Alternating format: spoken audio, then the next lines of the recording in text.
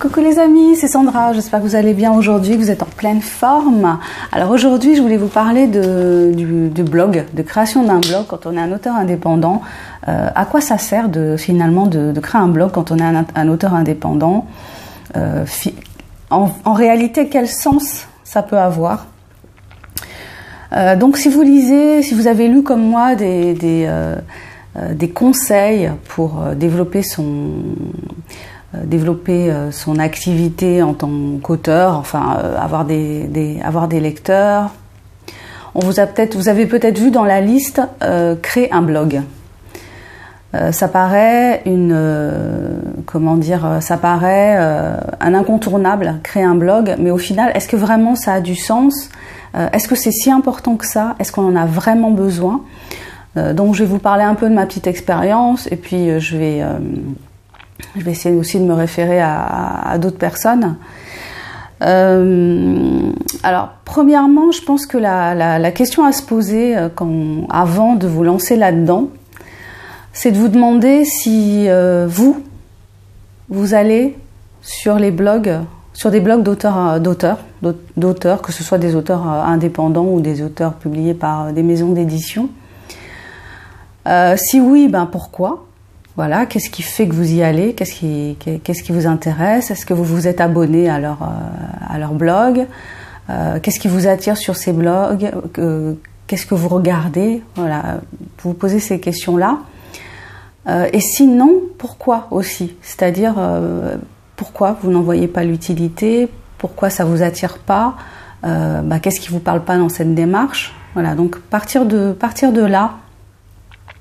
Parce que sinon on n'est pas attiré en tant qu'individu par ce genre de choses, il n'y a peut-être pas beaucoup de sens de se lancer dans cette démarche-là.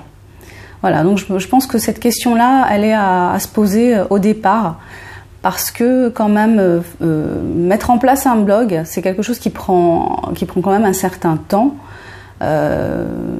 Voilà, ça implique une certaine discipline. Donc voilà, si on se lance là-dedans, il faut savoir pourquoi on se lance là-dedans. Voilà, est-ce que ça a vraiment du sens pour soi? Est-ce que c'est vraiment nécessaire? Est-ce qu'on pense que c'est vraiment utile?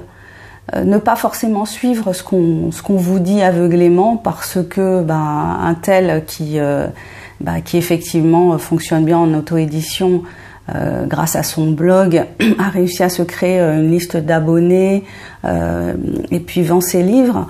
Mais est-ce que ça c'est valable? Ça, ce qui est valable pour lui n'est pas forcément valable pour vous. Donc prenez ce temps-là. À mon avis, c'est important. D'après mon expérience, je dirais que quand on va sur un blog, sur le blog d'un auteur, il y a 3 raisons d'aller sur le blog et d'éventuellement s'inscrire. Les 3 raisons que je vois, c'est que la première raison, c'est que les personnes, elles vous connaissent et elles vous apprécient. Voilà, donc ça va être des gens que vous connaissez dans la vraie vie, à qui vous avez demandé d'aller sur votre blog et de s'inscrire. Ça va être des gens que vous connaissez sur les réseaux sociaux et qui apprécient ce que vous faites, ou alors avec qui vous avez eu des échanges sympathiques, ou bien simplement des gens à qui vous avez demandé, parce que des fois il suffit de demander les choses et puis les gens ils s'inscrivent par gentillesse, mais pas forcément par intérêt. Donc voilà, la première raison que je vois, moi c'est ça, c'est les gens vous connaissent et vous apprécient. La deuxième raison, c'est un réel intérêt pour ce que vous écrivez sur votre blog. Donc la personne s'y retrouve, elle aime bien lire vos articles, elle y revient avec plaisir parce que ça lui parle, parce que ça lui apporte quelque chose. Et voilà, donc là c'est vraiment, c'est différent, elle a vraiment intérêt. La troisième raison que je vois, c'est vous avez du succès en tant qu'auteur indépendant et les gens ils viennent sur votre blog parce que le succès ça attire. Donc après les 3 raisons peuvent évidemment se mélanger, mais moi ce sont ces 3 raisons-là que je vois. Alors ensuite, qu'est-ce que vous allez partager si vous créez un blog? Qu'est-ce que vous allez mettre sur votre blog? Alors ça c'est la grande question. Donc moi j'ai démarré mon blog un peu avec cette optique-là. Hein, on me disait j'ai fait un peu le mouton, quoi. Je me suis dit, tu te lances là-dedans, il faut que tu fasses un blog. J'ai fait mon blog. Au début, je parlais beaucoup, je parlais principalement de mes livres. Hein. Voilà, donc j'avais lu le conseil qu'il fallait partager l'univers de ces livres. Donc voilà, je mettais des extraits, en général le début, et puis je présentais l'univers des livres à travers des photos que j'avais pu trouver, de la musique aussi que mes personnages appréciaient. Voilà, donc j'étais vraiment dans l'univers, principalement dans l'univers des bouquins. Si j'avais des chroniques, je les postais. Voilà, ça tournait vraiment autour de ça dans un premier temps. Et c'est pas vraiment, je peux pas dire que j'ai un blog qui a à un moment ou à un autre vraiment bien fonctionné sur une longue durée, où j'ai eu beaucoup de visiteurs. Voilà, il y a des périodes où j'ai quelques visites. Dans le mois, au mois de janvier par exemple, j'ai eu 27 visites sur mon blog. Qui étaient peut-être d'ailleurs les miennes, parce que j'allais vérifier des choses régulièrement. Enfin, je vérifie parfois des choses sur mon blog. Donc c'était peut-être même les miennes. Donc c'est pour vous dire que ça a changé. Alors je vais vous expliquer pourquoi ça a changé, mais pas tout de suite. Donc voilà, donc le parcours d'écrivain, ça peut être ça que vous partagez sur votre blog. Ça peut être fait avec peut-être plus d'intelligence que ce que j'ai pu faire, c'est-à-dire que ça peut être vraiment dans un partage de votre parcours créatif, c'est-à-dire de la façon dont vous construisez votre livre. Vous faites participer les gens, le choix du titre, le choix de la couverture, vos recherches. Voilà, ça peut être quelque chose de très dans lequel vous impliquez les gens dès le départ. Et voilà, le blog peut avoir ce rôle-là, c'est-à-dire de partage de votre travail pas à pas en construction. Donc ça peut être une option. Ça marche pour certains, ça a marché pour certains auteurs, donc pourquoi pas. Ce que je vois d'autre comme point de départ d'un blog et qui amène souvent à un succès intéressant, c'est de partir d'une passion. Voilà, on crée pas son blog parce qu'on est écrivain indépendant. On crée son blog parce qu'on a une passion pour un sujet donné. Je sais pas, le lapin géant.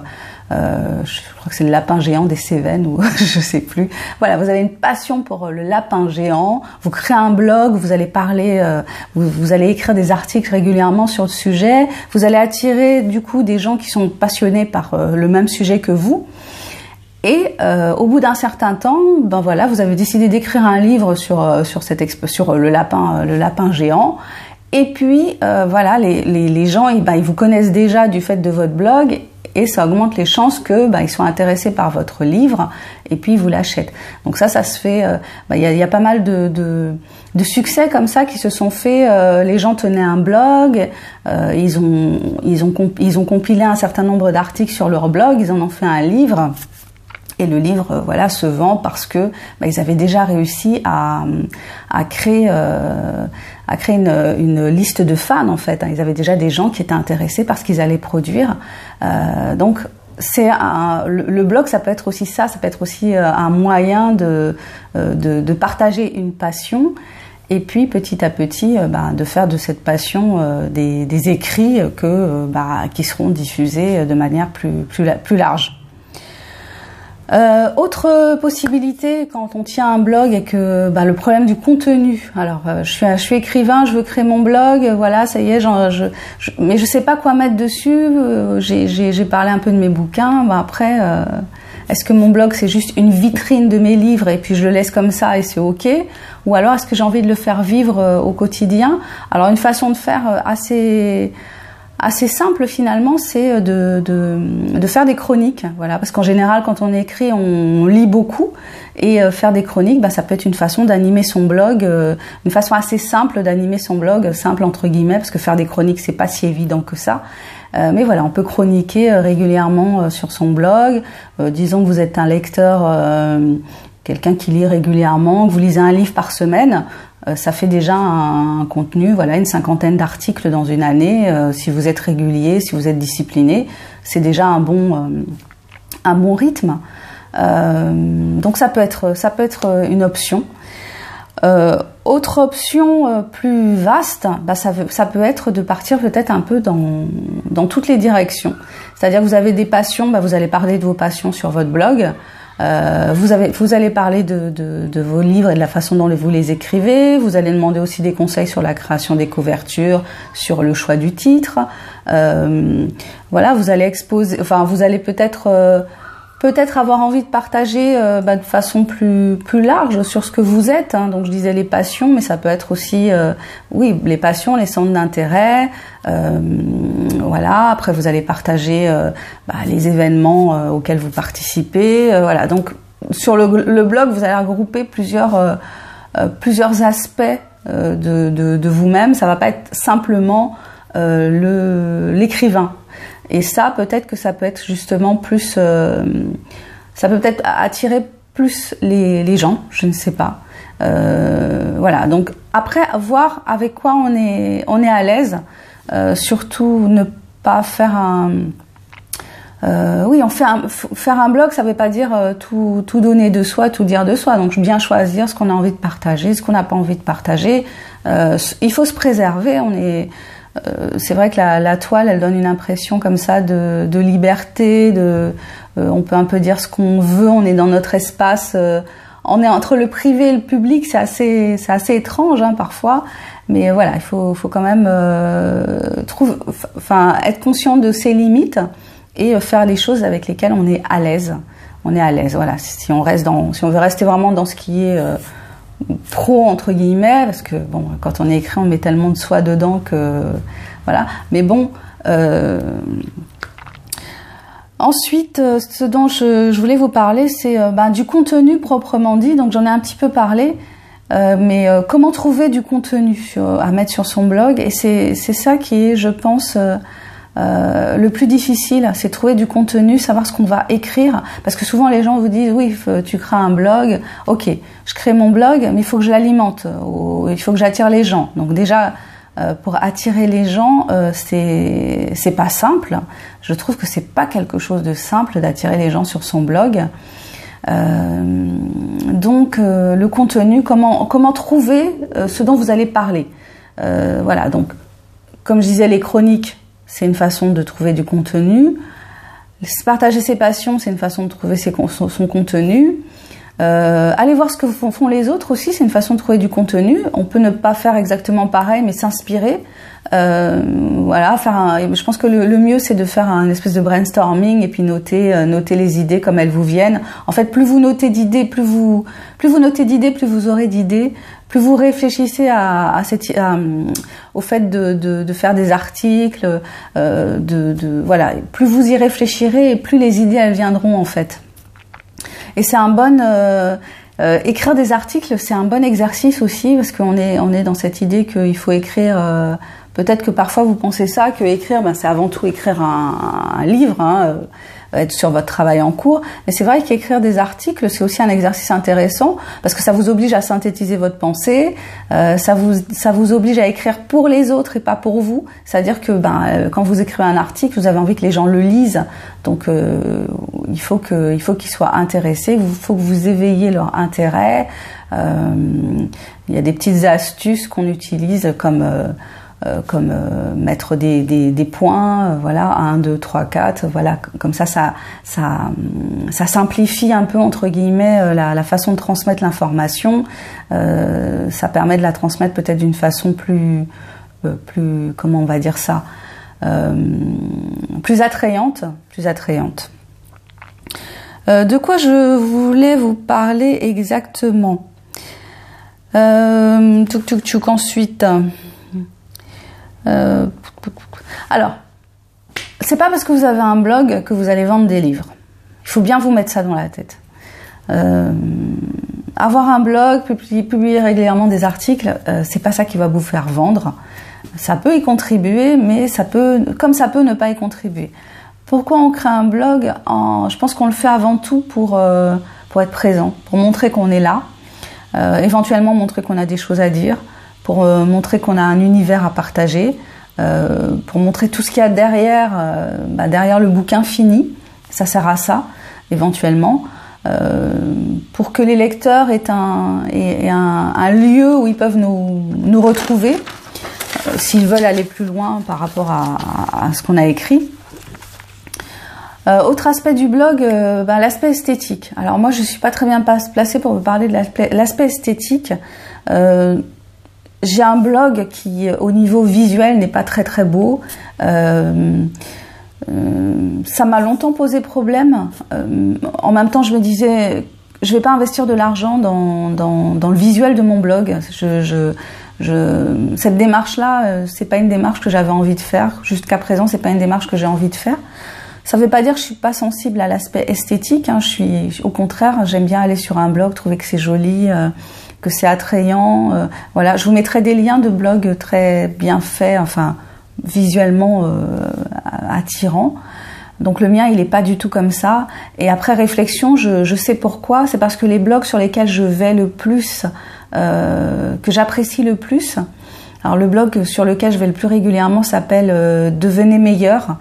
C'est la traduction en fait en français d'articles qui sont publiés sur le blog d'un blogueur américain qui s'appelle Steve Pavlina. Voilà, moi les articles de Steve Pavlina, j'en ai lu énormément, donc ça a trait au développement personnel. Il est à la fois écrivain et informaticien à la base. Enfin créateur de jeux vidéo. Après je me souviens plus trop des casquettes qu'il a, mais en tout cas c'est quelqu'un qui écrit, qui blogue depuis énormément de temps et qui écrit à peu près régulièrement un article par jour, et pas un petit article. En général c'est un article très très long, et en fait l'esthétique il s'en fiche royalement. Et moi ce qui m'intéresse c'est le contenu de ces articles. Donc je lis peut-être moins aujourd'hui parce que c'est peut-être un peu redondant pour moi maintenant parce que j'en ai lu beaucoup, mais en tout cas ce qui m'intéresse dans sa prose, voilà, moi c'est sa prose qui m'intéresse, ce sont ses idées, ce qu'il a à partager en tant qu'écrivain, en tant qu'individu, sa vision particulière du monde, parce que c'est quelqu'un qui a un rapport très particulier au travail, donc ça me parle. Qui a un rapport aussi particulier aux relations humaines, qui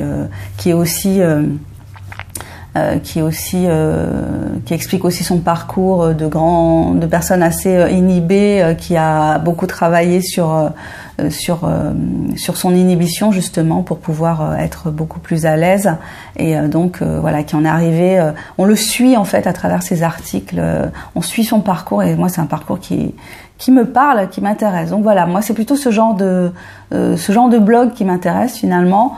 Donc c'est pour ça que mon blog il est comme il est, je pense, en partie, hein. Si j'avais les cordes à mon arc au niveau du graphisme, ce serait différent. Qu'est-ce que je peux vous dire d'autre? Quand on crée un blog, on s'investit. Écrire un article, ça peut vous prendre du temps. Ça peut prendre énormément de temps d'écrire un article. Donc il y a un investissement de temps. Mais il faut vous mettre bien dans la tête que les gens ils vous doivent rien. D'accord? Donc c'est pas parce que vous avez écrit un super article qu'il y aura plein de monde qui va débarquer pour lire votre article, qui va le liker, qui va le commenter. Malheureusement, ça se passe pas comme ça. Donc, il faut vous mettre ça bien en tête. On ne vous doit rien. Les gens ne vous doivent rien. C'est pas parce que vous avez défendu votre livre, que vous avez mis des extraits, que vous avez fait de votre mieux que les gens ils vont acheter votre livre. Ça peut se faire. Il faut faire le boulot pour ça, mais c'est pas garanti. Donc, c'est pour ça que le truc de créer un blog et puis voilà, il faut que tu crées un blog, je suis pas d'accord au final. Il faut vraiment vous dire que si vous créez un blog, c'est pas forcément, il y aura pas forcément un retour sur investissement, en tout cas pas tout de suite. Donc il faut être à l'aise avec cette idée-là.